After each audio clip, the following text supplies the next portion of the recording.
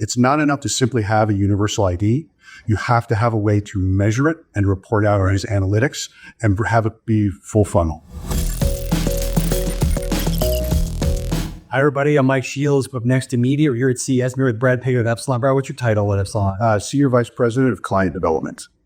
Terrific. So this is part of our special series we've been working on together. We're here at CES. I'm curious if you want to talk to me a little about what you're having discussions with clients, particularly in the entertainment business. What are some of the pain points you're hearing right now? Yeah. So, Mike, I oversee the media, tech, and entertainment area, and I've had some great meetings so far.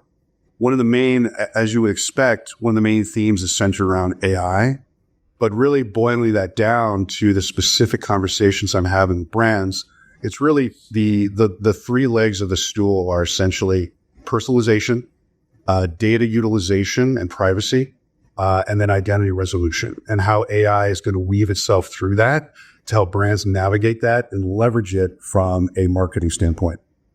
I was at an event yesterday, a lot of discussion about identity and targeting and how do we make the most of trying to reach people across platforms. That's just increasing challenge. You guys have been big advocates of people-based identifiers. Can you talk about why that is and how clients are receiving that? Yeah. So I would say that a big catalyst overall that kind of spurred clients was cookie deprecation. It's been a topic, a ghost, if you will, on the off. And that really forced brands to start thinking about first-party data and how they could leverage that data potentially to create a unique identifier. Epsilon, our identifier, is the core ID, which allows us to speak directly to a person or a consumer. And as brands are starting to be less tone deaf, if you will, and realize that you can't just blast messages out into the marketplace anymore. If you want to drive a dialogue and if you want to have a conversation, that personalization is critical. Being able to speak and, you're going from advertising to someone to having a conversation with them. And that unique identifier allows you to do that. And why go that route versus there's been some attempts at having a universal identifier that the whole industry gets around, which has been challenging, it seems. I would say that, again, you've got a number of players out there who have identifiers. Some are good, some are not so good. But the reality is that you can't really, having one ring to rule them all, so to speak, right, is very, very challenging. And then when you start digging deeper and peeling back the layers of the onion, it becomes what types of data is actually making up that identifier, right? If it's one or two, that's going to be subpar. And when you start aggregating multiple identifiers together, your risk of breakdown and your risk of data degradation, right? The same cookie problems all over again. 100%. So having an identifier that is leveraging most, if not all, pieces of unique data that are out there available, mobile number, email, et cetera, and then being able to develop that at scale and create an environment to measure that as well. It's not enough, to your point, Mike, it's not enough to simply have a universal ID. You have to have a way to measure it and report out as analytics and have it be full funnel. Getting back to the AI conversation, where it's happening faster, it seems, is on the media buying side, and especially the big platforms have their tools that are going on executing media buys for you, optimizing for brands. Yep. Are clients okay with this potential level of automation? How do they feel about this? How's it progressing? So obviously, everyone is still trying to figure it out. But the realities are that marketers are seeing an opportunity to create efficiencies, to be better, smarter, and faster when it comes to optimization. And when you tie that to personalization and putting if you can reach the right person, but then you have to have the right message.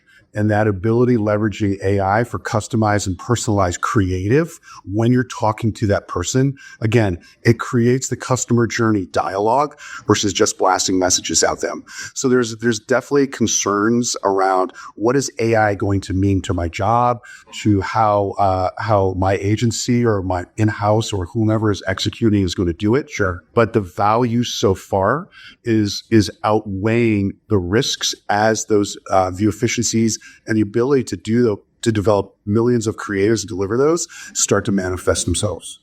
You've seen in the last year or two, obviously the fervor around retail media and these new identifiers and this push towards for personalization. Yes.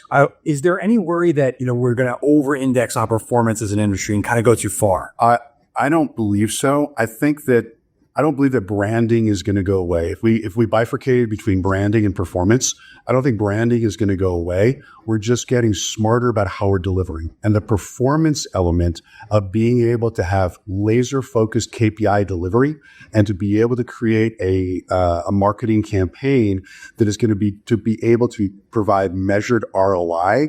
I don't think we're ever going back from it. I think it's adapting, and I think it's leveraging the burgeoning technology across the full funnel to ensure that performance is there, but it's a piece of the marketing pie, not the only part of the pie.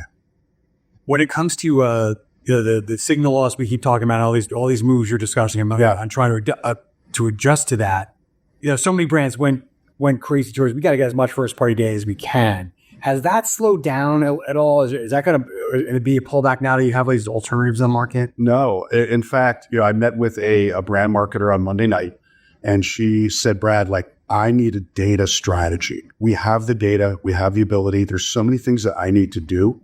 So that now we're at a precipice where people are going to need to get more organized around their first party data. And not everybody has it, Mike. So in the tourism vertical, for example, they don't have a lot of first party data. So they're relying on third party. So what I think you're going to start to see is better utilization where applicable of third party data, but also the primary focus and the lead will be first party data and how that's able to create those identifiers, create that dialogue, and harmonize the way that you're delivering media to your consumer set.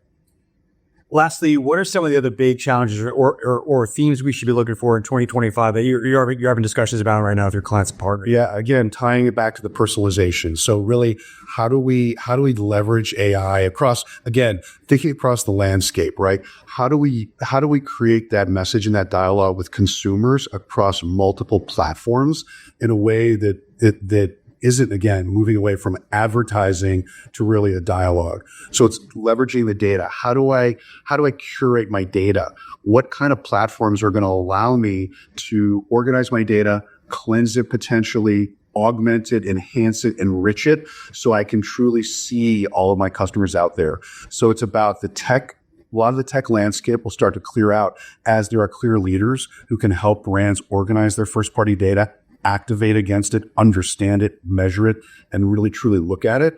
And then again, you're going to start to see a lot more focus on personalization and then the creative. How do I develop creative, balancing what my AI can deliver versus what my own creative team can deliver in a world where I want to go out and optimize that to thousands of people and have the right conversation, the right time, in the right moment. All right. Well, it sounds pretty simple, Brad. Yeah. To work. Have a great CES, and thanks so much for your conversation here. Mike, thank you. Really enjoyed chatting with you. And if I can help out anything else, just let me know. Absolutely. Terrific series. Thank you, everybody.